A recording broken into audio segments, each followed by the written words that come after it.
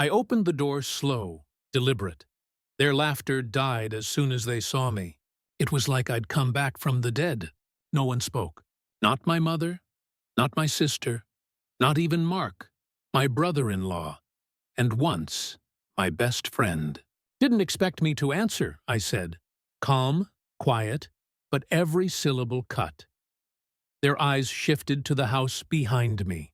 Polished stone, warm lights, wide double doors, wealth that didn't come from them. Not this time. Welcome to the estate you gave away, I said to me.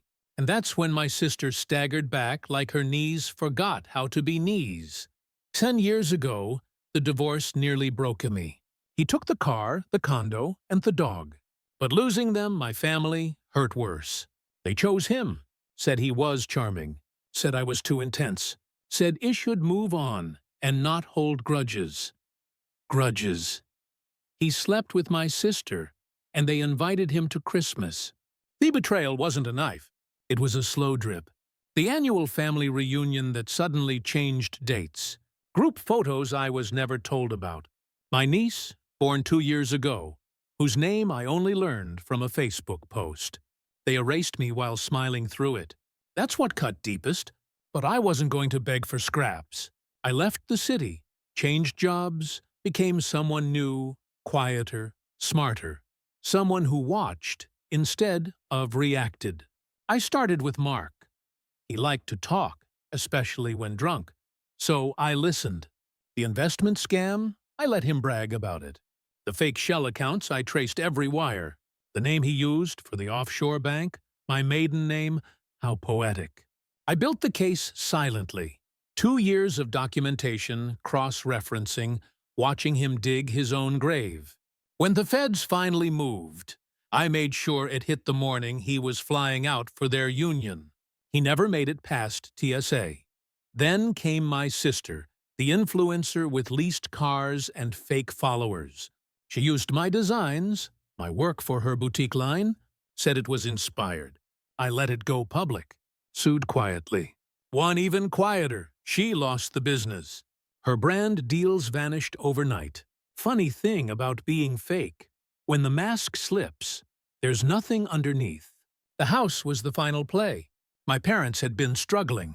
Medical bills, bad financial choices, retirement savings gone. He bought the house from under them legally through a proxy. Full market price.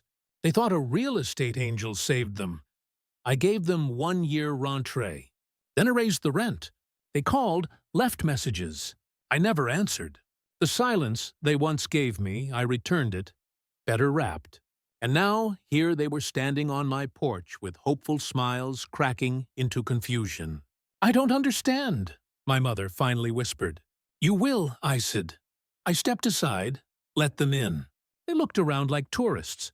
High ceilings, polished floors, portraits lining the hallway. Not of them, of me. You're well, my father muttered. Better than when you called me paranoid, I said, or dramatic or bitter. My sister stepped forward. Why would you? You had 10 years, I cut in. 10 years to apologize. 10 years to call. You used that time to pretend I didn't exist. Used it to become someone you'd regret betraying. Mark looked like he was going to speak. Maybe beg, but I was done with begging. You'll be getting a call soon, I told him. New charges. Your offshore contact flipped. His face drained. It turned to my parents. The rent's increasing again. Triple this time. New owner's decision. Who's the new owner? My father asked. I am? My mother looked like she'd been slapped. I paid for your house with the settlement from the lawsuit against your daughter, I added. You're welcome. They stood in stunned silence, processing the wreckage. I'd burned every bridge they tried to collapse on me and rebuilt my own stone by stone. They left quietly. No screams, no apologies, just silence. The same silence they once weaponized, now turned against them.